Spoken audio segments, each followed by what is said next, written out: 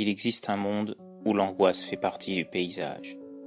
Un monde où chacun de vos pas vous entraîne toujours plus loin, dans la terreur et l'indicible.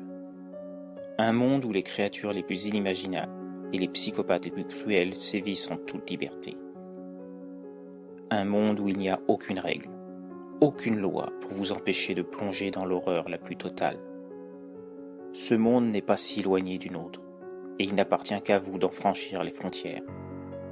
Alors, si vous aimez avoir peur, n'hésitez plus.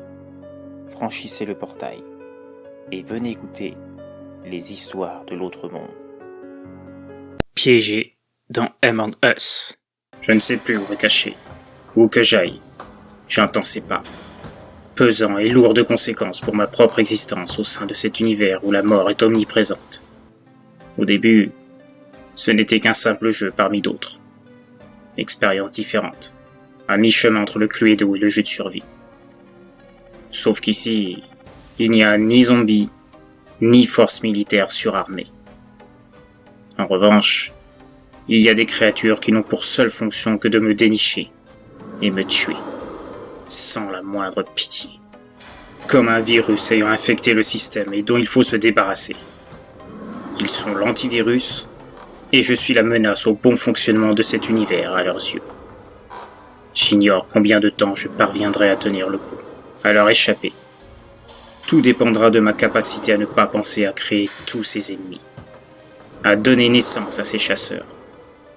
En fin de compte, mon pire ennemi, c'est mon esprit. Mais vous devez vous demander de quoi je parle, et pourquoi je suis là à essayer de vous mettre en garde.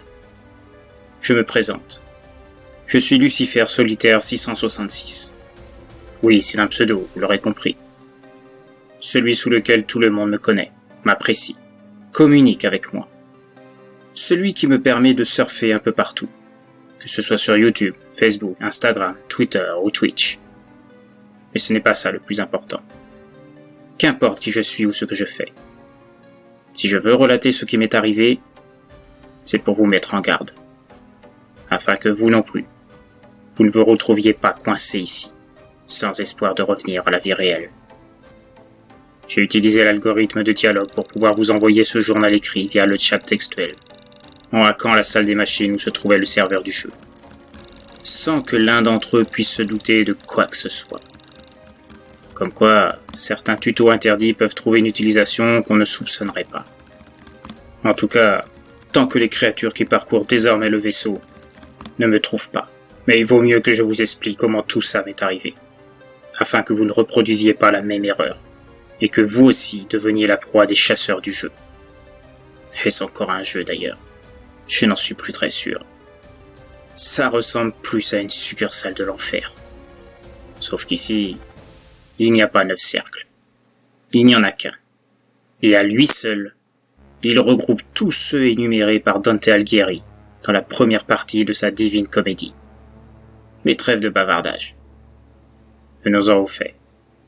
Je tiens à vous parler d'un jeu qui est devenu le plus dangereux du monde depuis sa dernière mise à jour, le 31 mars 2021. Depuis la mise en place de sa carte, The Airship. La promesse de nouvelles tâches au sein du jeu, des raccourcis, et surtout de nouvelles animations de mort. Et c'est là le nœud du problème. J'ignore qui a conçu ces nouvelles fonctions. Mais il y a manifestement eu un bug de départ lors du lancement de la mise à jour. Un bug qui s'est amplifié et s'est transformé en cauchemar pour quiconque aurait le malheur de faire une partie. Le 2 avril dernier, j'ai donc téléchargé la dernière mise à jour de Among Us, un jeu que j'adore, où le principe réside à trouver un imposteur au sein d'une équipe travaillant dans un vaisseau spatial. Enfin, c'est l'une des 4 possibilités de jeu. On a le choix entre un vaisseau, un bâtiment volant, une base planétaire et un dirigeable volant. Mais j'ai toujours préféré le vaisseau, à cause de son ambiance plus oppressante, due au côté exigu des couloirs, des tunnels ou des salles. À bien y réfléchir, même si j'avais opté pour un autre lieu, je ne pense pas que cela aurait changé grand-chose à ma situation. Peut-être même que cela aurait empiré les choses, car j'aurais été plus facile à trouver. Pour revenir au principe du jeu, on a le choix entre faire partie des enquêteurs, chargés de réunir les indices pour démasquer l'imposteur, Ou bien être l'un des imposteurs, justement, qui doit faire capoter les missions assignées à l'équipage, en orchestrant des sabotages, pouvant réduire à néant ces dernières. Je sais que beaucoup préfèrent d'ailleurs être dans la peau d'un imposteur, trouvant cela plus grisant et intéressant. Mais étant fanat d'enquête et de mystère, je préfère être de l'autre côté. J'aime beaucoup les séquences de réunion où l'on s'échange des indices permettant de démasquer le ou les intrus. Car oui, il peut y avoir plusieurs imposteurs, ce qui donne encore plus d'intérêt à l'intrigue. Comme dit précédemment, c'est comme une sorte de partie de Cluedo, mais située dans un environnement futuriste. Mais le rôle des imposteurs ne se limite pas au sabotage. Ils peuvent également tuer, si cela garantit le succès de leur mission. Et c'est cet aspect, je pense, qui plaît le plus à un grand nombre. Cette diversité de psychologie au sein du jeu fait qu'il a gagné en popularité au fur et à mesure des années, depuis son lancement en 2018. Et c'est à cause de cette particularité du jeu que je me retrouve aujourd'hui à vous tenir en garde. Au début, tout se passait bien. Et j'éprouvais toujours le même plaisir à enquêter, discuter en réunion, parcourir les tunnels du vaisseau et trouver l'imposteur avant que celui-ci ne me tue. Jusque-là, cela restait du domaine du jeu. Mais c'était avant que je me retrouve littéralement absorbé par le jeu, me retrouvant au sein même de celui-ci. Voilà à quoi je voulais en venir. Si vous vous mettez à jouer à 3h30 du matin, un ray de lumière va envahir l'écran, vous enveloppant intégralement, jusqu'à ce que vous soyez réduit à un tas de pixels et projeté à l'intérieur du jeu. En tout cas, votre esprit à proprement parler. Votre corps, votre enveloppe de chair et d'os, elle, est toujours reliée à la manette du jeu, la laissant dans une sorte de catatonie, cette maladie donnant l'impression de la mort clinique. Au Moyen-Âge, on pensait qu'elle était la preuve d'une victime d'un vampire. Le corps ne bouge plus, totalement immobile, sans montrer la moindre expression. Le teint se pâlit, tel un cadavre, et le pouls n'est plus perceptible. C'est ce qui m'est arrivé. Au départ, j'ai pensé que j'étais tellement absorbé par le jeu que j'avais cette impression de réel autour de moi. Je pouvais toucher les parois du vaisseau, actionner les éléments de ma combinaison, discuter avec les autres personnages. J'avais l'impression d'être dans un jeu VR, mais à un niveau encore plus immersif. Et puis, il y a eu les premiers meurtres. C'est là que j'ai commencé à paniquer. C'était trop réel. Je pouvais sentir l'odeur de mort. Le sang sur le sol était aussi fluide que dans la réalité. J'avais bien déjà remarqué que palper les objets autour de moi donnait une impression très étrange. Une sensation que ce n'était pas qu'un simple jeu. Mais je me suis dit que c'était mon imagination trop créative. Et je n'y ai pas prêté plus d'attention que ça. Mais l'élément déclencheur a été quand j'ai pensé, et je ne sais pas pourquoi, à Ripley, personnage principal de la saga de films Alien, et qu'elle est apparue au sein du jeu. Ça n'avait aucun sens. Il n'y avait jamais eu le moindre patch ou extension pour le jeu incluant ce personnage. Et elle interagissait comme si elle sortait tout droit d'un des films, utilisant les mêmes gestes, les mêmes paroles. C'était extrêmement curieux. Mais ce n'était pas le pire à venir. Tellement bluffé du détail du personnage de Ripley, je me suis imaginé la voyant combattre un xénomorphe, exactement comme dans les films. Et là, il est apparu en plein milieu de la scène de meurtre, bavant son acide sur le sol et s'attaquant immédiatement à l'un des autres protagonistes. Celui-ci fut éventré de toutes parts, libérant ses boyaux qui se déversèrent sur ses pieds, figeant son visage dans la terreur la plus totale, avant de s'effondrer par terre. Ripley a réagi en sortant une de ses armes sorties d'on ne sait où, et commençant à tirer sur le xénomorphe, disant aux autres et moi-même de partir le plus loin possible, de se cacher, qu'elle s'occupait de l'alien. C'était trop réel. Les autres étaient complètement paniqués. Je voyais de la sueur perler sur leur visage à travers le verre du casque de leur combinaison. L'un s'est vautré au sol en tentant de s'enfuir, pendant que les cris du xénomorphe me brisaient les tympans. Je n'ai pas cherché à comprendre. J'ai aidé à relever celui tombé au sol, et avec les 2 autres survivants, on s'est enfui à travers les tunnels du vaisseau, afin d'échapper à la créature, ignorant si Ripley parviendrait à en venir à bout.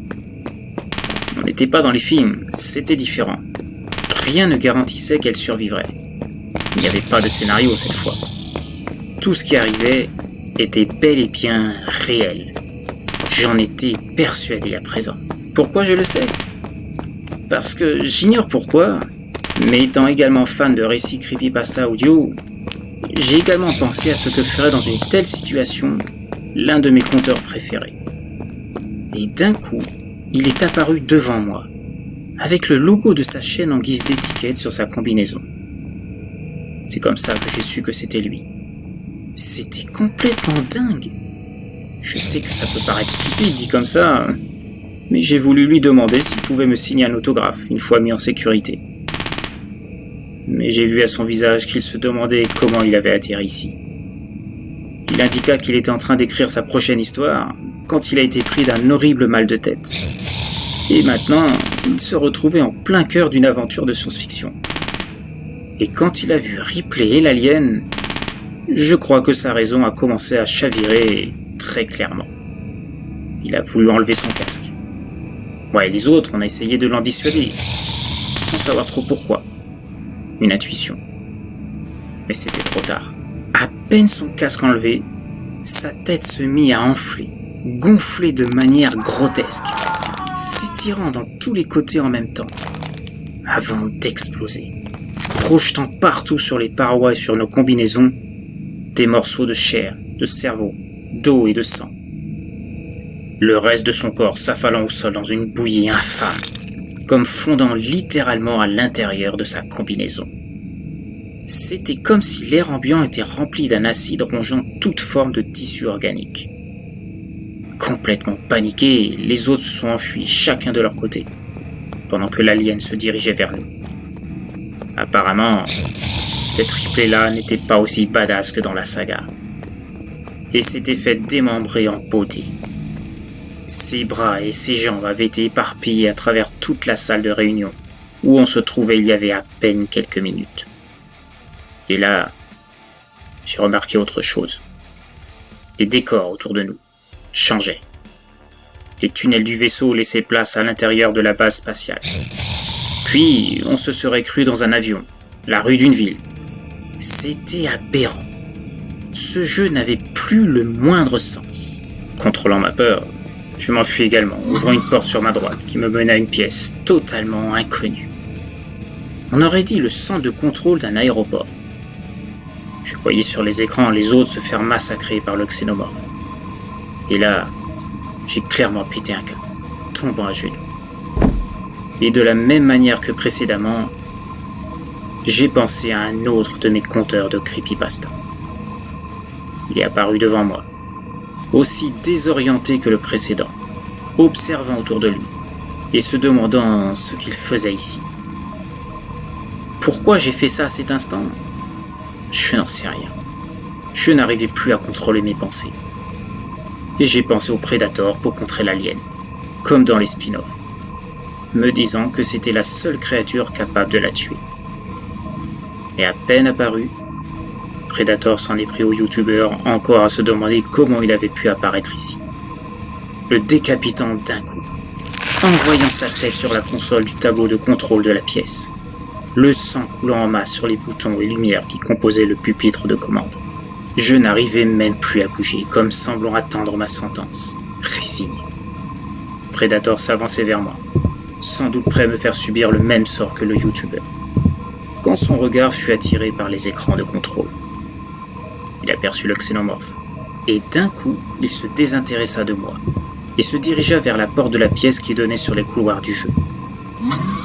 J'ai été sauvé momentanément, mais pour combien de temps ? J'étais en mode PLS, tellement j'étais terrorisé, et mon esprit s'est déchaîné, faisant apparaître d'autres youtubeurs bien connus. Mais cette fois, leur apparition au sein du jeu ne se faisait pas près de moi. Je les envoyais au hasard des tunnels du jeu, se faisant éviscérer soit par le xénomorphe, soit par le Predator. Mon cerveau étant devenu presque incontrôlable, je fis apparaître des dizaines d'autres. Je vis même une compteuse en plein montage vidéo à travers les écrans de contrôle de la pièce où je m'étais réfugié. Juste avant de l'avoir enveloppée de ce ray de lumière, laissant son corps inerte. Et l'instant d'après, elle apparaissait dans le jeu, au hasard d'une pièce, pendant que d'autres créatures issues de ma culture de film SF apparaissaient à leur tour. Le Blob, la mutante, et même le Terminator. J'avais bien tenté de crier pour la prévenir avant, tapant sur les différents écrans, espérant vainement qu'elle m'entende. Mais ça n'a servi à rien. Et elle a été propulsée dans le jeu, comme les autres avant elle. Toutes les créatures éliminaient sans vergogne chaque youtubeur que je faisais apparaître. Tout simplement parce que je pensais à eux. Il me fallut plusieurs heures avant de parvenir à suffisamment contrôler mon esprit et ne plus penser à d'autres personnes ou créatures. Je savais que tant que j'étais dans cette pièce, je ne craignais rien. Mais pour combien de temps ? Je voyais toutes les personnes que j'avais inconsciemment introduites dans le jeu devenir tour à tour des morceaux de chair, des proies réduites en bouillie à cause de moi. Je ne pouvais pas rester ici. Il viendrait forcément un moment, une fois toutes leurs proies annihilées, où toutes les créatures que mon esprit avait fait apparaître viendraient s'occuper de moi, dans cette pièce, qui risquait de se transformer en véritable piège. Je profite alors de ce que les créatures commencent à s'affronter entre elles, n'ayant plus de gibier à chasser, pour sortir de la pièce et trouver un endroit plus apte à me cacher. C'est là que j'ai eu l'idée de prévenir les autres joueurs, que je me suis souvenu de l'heure à laquelle j'avais commencé à jouer. Je savais que ce n'était pas anodin. Après tout, j'avais déjà joué au jeu de nombreuses fois avant, sans qu'il y ait eu le moindre problème. Même avec la mise à jour, avant que je sois happé par le jeu, j'avais déjà joué 3 ou 4 fois. L'heure était sûrement déterminante dans ce qui m'était arrivé. C'est aussi là, alors que je parvenais peu à peu à reprendre le dessus intellectuellement parlant, afin de ne pas faire apparaître d'autres créatures, que débuta une traque intense entre moi et mes créations. Au détour des tunnels et pièces du vaisseau, je sentais, j'entendais les pas de chacune d'entre elles, me traquant, me chassant sans qu'elles ressentent la moindre fatigue, contrairement à moi. À force de déambuler, je suis arrivé devant la salle des machines, enchevêtrement de tuyaux et engins en tout genre. Un véritable labyrinthe.